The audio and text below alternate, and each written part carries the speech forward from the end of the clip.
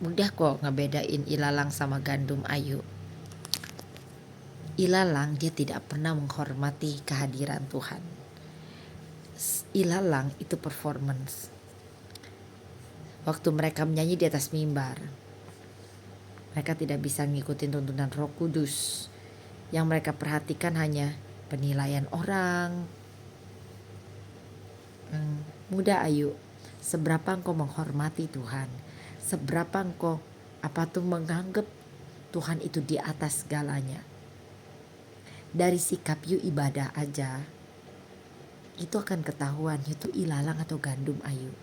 Kalau you gandum, you akan sangat menghormati Tuhan, Ayu. Di Centau itu ya, Ayu, sekalipun mereka mungkin belum basah roh segala macem, tapi mereka itu sangat menghormati Tuhan, Ayu. Sangat menghormati Tuhan.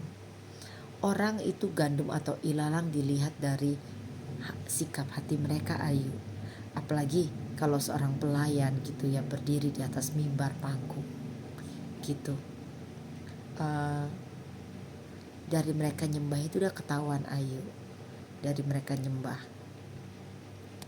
Terus dari apa yang mereka tampilkan di gereja, contoh ya, dengan mereka manggil Shopee, bisnis dan segala sesuatu tuh diuangkan, itu kurang ajar dan itu pemberontakan, Ayu. Itu sama sekali tidak menghormati Tuhan dan menolak pribadi Tuhan. Firman Tuhan jelas berkata, hormati hari Sabat. Bahkan Tuhan marah waktu orang berjualan di rumah Tuhan. Jadi dari awal Ciheni sudah tahu tapi tetap dilakukan. Dan berkali-kali Tuhan pakai orang untuk memperingati, tapi dia tidak mau dengar. Dosa itu apa, Ayu? Kita sudah tahu tapi kita tetap lakukan. Dan dosa yang tidak terampuni itu apa? Dan yang menghina najis darah perjanjian itu apa? Kita sudah tahu hukum itu tapi terus kita lakukan. Gitu. Kita lakukan. Itu sama.